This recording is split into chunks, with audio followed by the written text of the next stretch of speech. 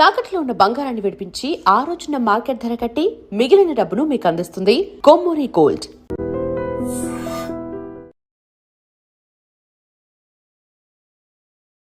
నమస్కారం, welcome to I dream. ధర్మ మార్గం విత్ విజిత కార్యక్రమానికి స్వాగతం.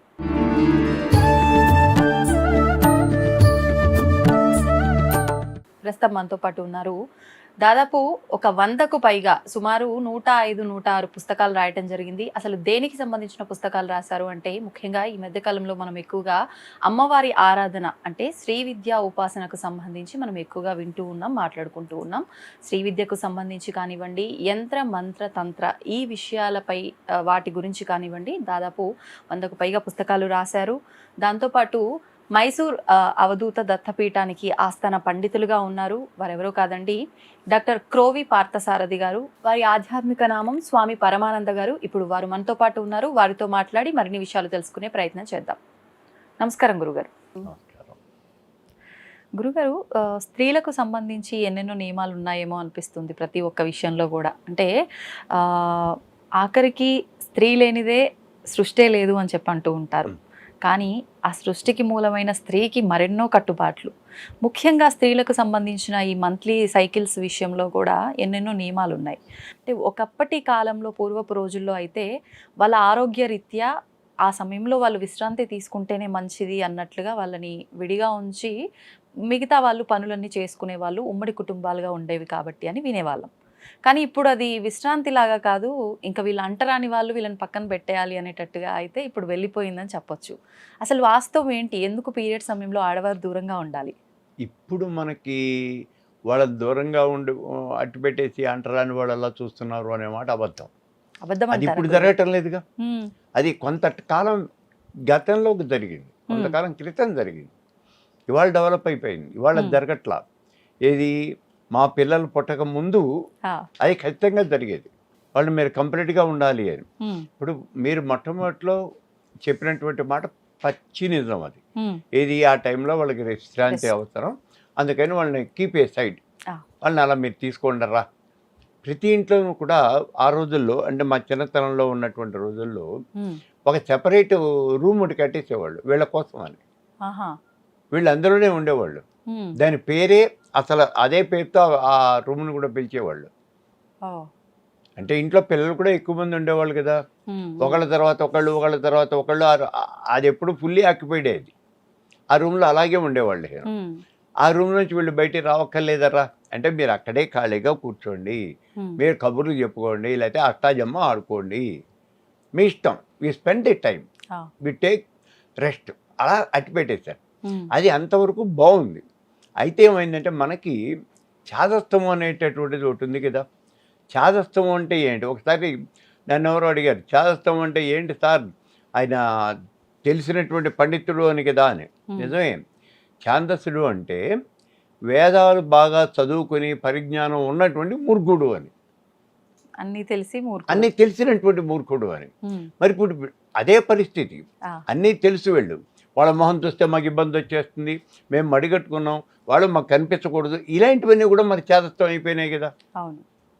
వాళ్ళని మీరు ఇంట్లోకి రానియమన్నారు. ఎందుకు రానియమన్నారు? వాళ్ళకి రెస్ట్ అనే మాట మీరే చెప్తున్నారు. కానీ మీరు ఆ మాట మర్చిపోయి అదేదో మీరు అంటరాని వాళ్ళని ఆ రోజుల్లో చూశారు. వీళ్ళు అంటరాని వాళ్ళు, వీళ్ళని మేము తీసుకోకూడదు, వాళ్ళు అసలు వాళ్ళ మొహం చూడకూడదు, మేము మడి కట్టుకున్నాం, మా మడి అస్త నాశనం అయిపోతుంది, తగలబడిపోతుంది, ఇలాంటి వేషాలు చాలా వరకు వేస్తారు. అవి పూర్తిగా మన వాళ్ళు వేసినటువంటి వేషాలు, ఏ అనుమానం లేదు. ఇప్పుడు నేను అన్నట్లుగా ఇది విశ్రాంతి కోసమైనా, దీని వెనకాల శాస్త్ర ప్రకారంగా ఇంకేదైనా ఆంతర్యం ఉందా అండి? విశ్రాంతి కోసము, ప్లస్ ఏమంటే అక్కడ ఆ టైంలో బ్యాక్టీరియా ఏదో ఒకటి ఫామ్ అవుతుంది అని అంటారు వాళ్ళు. ఆ బ్యాక్టీరియాతో కొంచెం ఈ ఇన్ఫెక్షన్స్ అవి వచ్చేటువంటి అవకాశాలు ఉంటాయండి. అందుకని వాళ్ళని దూరంగా అట్టిపెట్టేయటం అనేది చాలా, వాళ్ళు ముట్టుకున్నటువంటి బట్టలు కూడా మన ఇండ్లలో కలుపుకోవటం అనేది మంచిది కాదు అని అలా వాళ్ళు మెయింటైన్ చేసేవాళ్ళు. కానీ రాను రాను ఏమైందంటే సైన్స్ అడ్వాన్స్ అయిపోయింది. పిల్లలు వాళ్ళు బయటకు వెళ్ళటం మొదలుపెట్టారు. ఇక్కడైతే దూరంగా కూర్చోబెడుతున్నారు, మరి బయటకు వెళ్ళి ఆఫీస్లో ఏం చేస్తారు?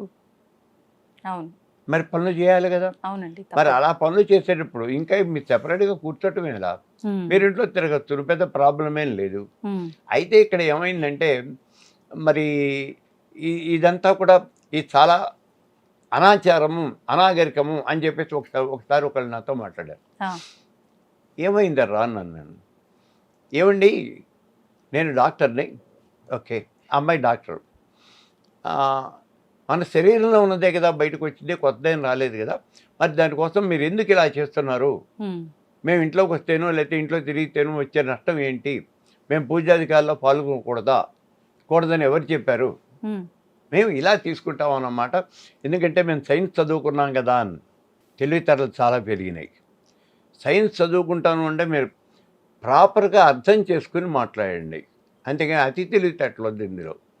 వాళ్ళు ఏం చెప్పింది, మిమ్మల్ని ఏమన్నప్పుడు ఒకటే క్వశ్చన్ వేశానమ్మా, నిజమేనమ్మా చాలా బాగుంది, మనం సత్యనారాయణ స్వామి వ్రతం చేయడానికి కూర్చున్నాం, ఇవాళ 10 9 వ్రతం చేద్దాం అనుకున్నాం, నీకు సడన్గా అంటే అనుకోకుండా ఉన్నట్టుండి మోషన్స్ మొదలైనాయి, కంటిన్యూగా వెళ్ళిపోతున్నావు, అసలు నొప్పి పెడితే 5 నిమిషాలకు ఒకసారి పరిగెడుతున్నావు నువ్వు. మరి ఇప్పుడు వ్రతం చేస్తావా ఆపేస్తావా, నువ్వేం చేస్తావు? ఎన్ని ఇబ్బందులు వచ్చినా వ్రతం పూర్తి చేయాల్సిందే కదా గురువు గారు. అంటే ఇప్పుడు మరి నువ్వు లెటర్లు వచ్చినటువంటి బట్టలతోనే కూర్చుని దేవుడికి నువ్వు వ్రతం పూర్తి చేస్తావా? ముందు అంటే అది పరిష్కారం ఏదో రకంగా చేసుకుని పరిష్కారం రాలేదమ్మా, మరి ఏం చేయాలంటారు అక్కడ? రాలేదు, అదే నేను అడిగేది. ఇప్పుడు మరి నువ్వు లెటర్కి పోయి ఇచ్చావు, లెటర్కి పోయి అలాగే కూర్చోలేవు కదా, మళ్ళీ దేవుడా నీ దగ్గర కూర్చుంటాను, అమ్మమ్మ బండి పరిగెత్తేస్తాను, మళ్ళీ వచ్చి ఇక్కడ కూర్చుంటాను, అలా నువ్వు చేయగలవా? చేయమండి. అప్పుడు మరి ఏం చేస్తావు? నేను పోస్ట్ పోన్ చేసుకుంటాను. ఎందుకని? మరి ఇప్పుడు లోపలదేగా బయటకు వచ్చింది, నేను అడిగేది అదే, లోపలదేగా బయటకు వచ్చింది. మరి ఇక్కడ లోపలిది బయటకు వస్తే నువ్వే భరించలేవా? మరి అక్కడ వస్తే బయట మమ్మల్ని భరించమంటావా? ఎందుకు? అక్కడిది మేము చెప్తున్నది నీకేంటి? నేనేమి అంటరాని వాళ్ళకి మళ్ళీ మనం తోసేమని కాదు కదా, నీకు రెస్ట్ కావాలి, ఆ 4 రోజులు అయిపోయిన తర్వాత పెట్టుకోమ్మా. పెద్ద కొంబెమ్మడిపోయింది, ఎవరికైనా సహజమే కదా. కాబట్టి ఇది వాళ్ళకి వాళ్ళు ఏదో మాకేమో చాలా ఎక్కువ తెలుసు అని వాళ్ళకి వాళ్ళు క్రియేట్ చేసుకుంటున్నటువంటి ఇవి తప్పించి అంతగానే ఏమి లేదు. ఇది కేవలము సైంటిఫిక్ ఆచారం అన్నది పూర్తిగా సైన్సు.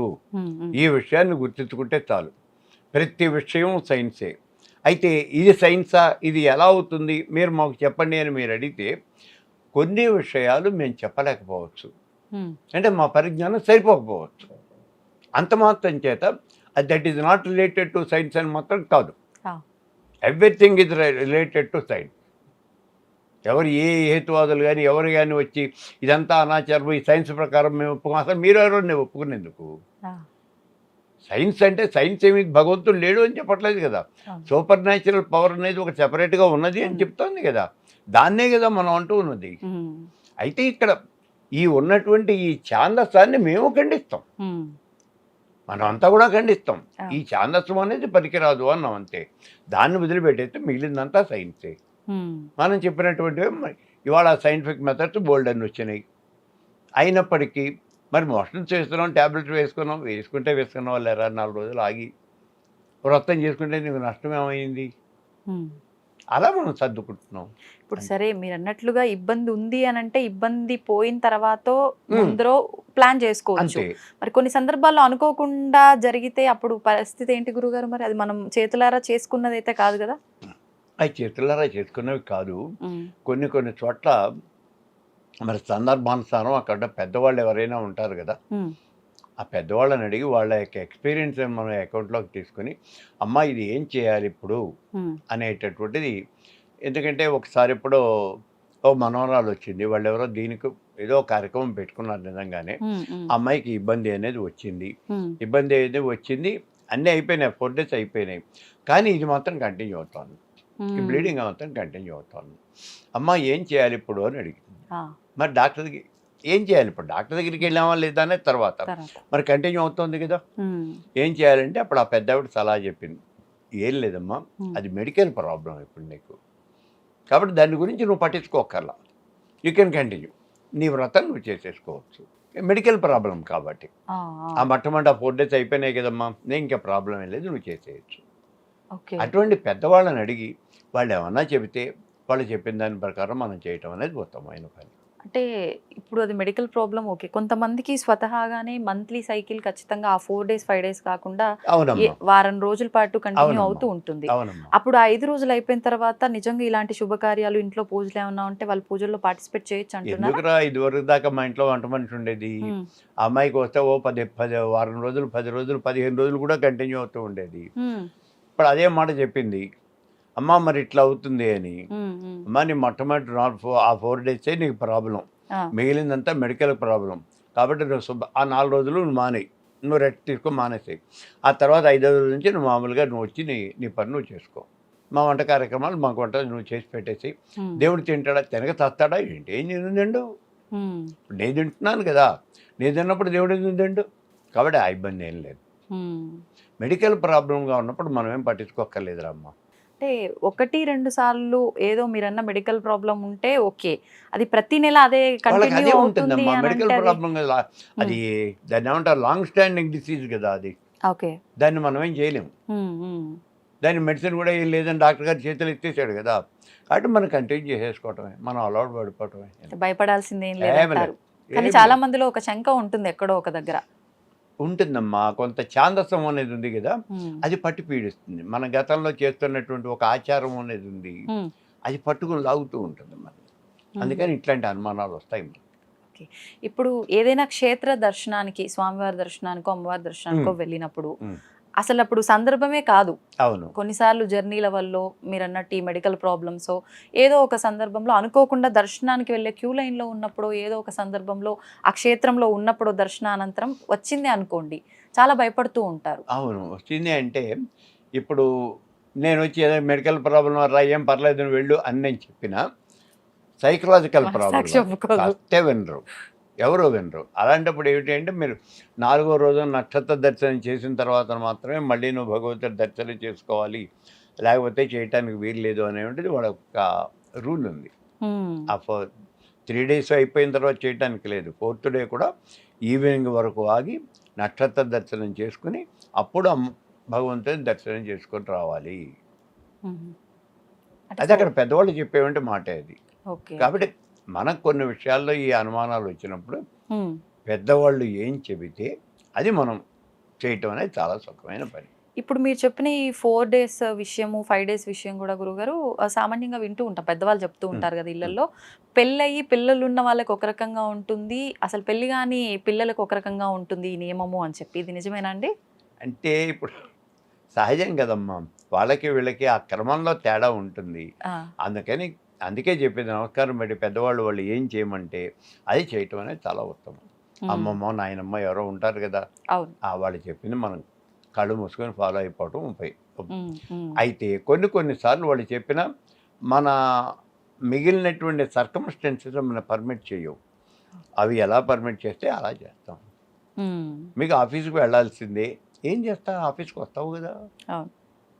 మా మామ చెప్పిందండి రావద్దండి అంటే అది కుదరదు కదా. ఉమ్. కాబట్టి అంతే. అంత భగవంతుడి మీద వదిలేసి అంతే. ఎవరి పనులు వాళ్ళు చేసుకొని కొన్ని చోట్ల అది భగవంతుడి దగ్గర మాత్రమే అక్కడ పాటిస్తాం ఈ రూల్స్. ఇక్కడికి వచ్చేప్పుడు జనరల్ మనకు మామూలుగా వచ్చేస్తాం, తప్పదు.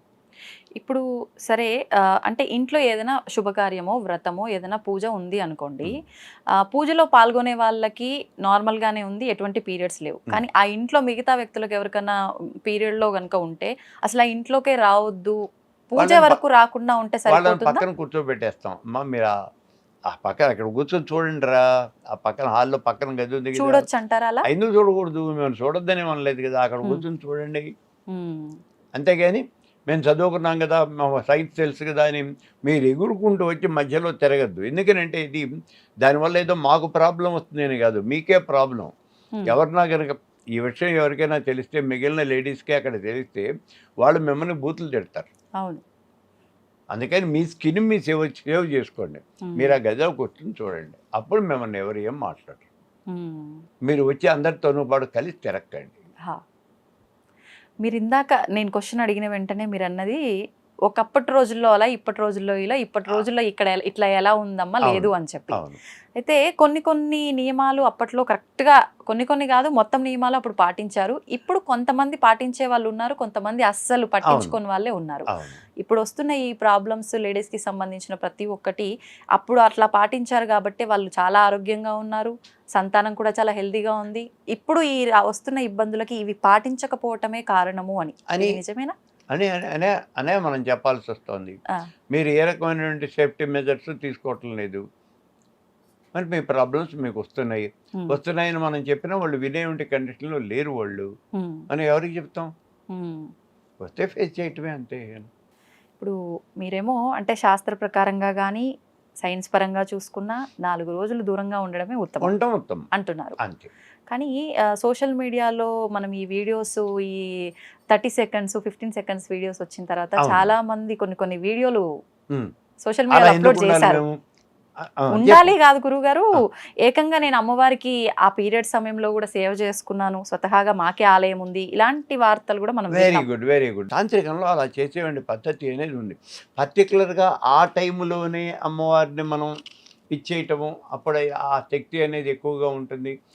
మనకి గతంలో మనం ఇక్కడే మనమే చెప్పుకున్నామా, కామాఖ్యలో కూడా. అవునండి, మనం మాట్లాడుకున్నాం. ఆ జూలై నెలలో ఆ పర్టికులర్గా పెడతారు. అయితే అక్కడ గుర్తించాల్సిన విషయం ఏంటంటే ఆలయం తలుపులు మూసేస్తారు. ఆలయంలోకి అర్చకుడు కూడా లోపలికి వెళ్ళడం, తలుపులు వేసి ఎవరింట్లో వాళ్ళు పడుకుంటారు. ఈ భక్తులు మాత్రం ఆలయం చుట్టూ చేస్తారు. అసలు వాళ్ళు పొద్దు నుంచి సాయంత్రం దాకా వాళ్ళు అక్కడ జపాలు చేస్తూనే ఉంటారు. అంటే ఆ జపం చేస్తే ఆ టైంలో వాళ్ళకి ఆ జపంలో చాలా పట్టు ఉన్నది అనేది ఎంత తాంత్రికమైనటువంటిది. తాంత్రిక విషయంలో వచ్చేసరికి తప్పలేదు, ఏం లేదు. అంటే ఇప్పుడు వామాచారంలో కూడా ఉన్నదండి అని వీళ్ళు మాట్లాడుతూ ఉంటారు. కామాఖ్య ఆలయం వామాచారంలో ఉంది, మరి వాళ్ళే మూసేస్తున్నారుగా. ఒకసారి మేము వెళ్ళినప్పుడు మాతో వచ్చినటువంటి వాళ్ళకి ఈ ప్రాబ్లం వచ్చింది. ఆ రోజున 4th డే అమ్మాయి అడిగేస్తుంది, ఆ పూజారి గారిని అడిగేస్తుంది, అయ్యా మరి ఇట్లాగా అంటే, అమ్మ ఇవాళ నువ్వు రావద్దు, రేపురా, నీకే కాదు చెప్పేది, ఈ సాక్షాత్తు మా అమ్మైనా మా చెల్లెలైనా ఎవరైనా సరే ఇదే పద్ధతి మేము పాటిస్తూ ఉంటాం.